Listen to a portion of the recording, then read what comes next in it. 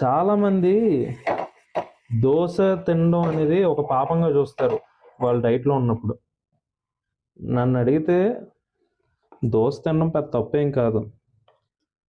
ఈ ఒక్క దోశలో 50 to 60 grams ఉండొచ్చు ఈ దోశ సైజ్ అంతా, ఈ పిండి సైజు. దీని మీద నేను ఒక 3 times ఆయిల్ వ్రింకిల్ చేశా. ఇది ఒక 1 గ్రాము.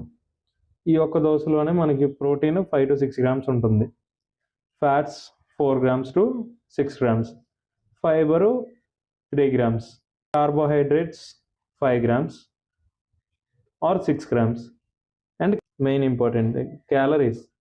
ఇది మనకి ఒక 170 to 190 క్యాలరీస్ ఉంటుంది.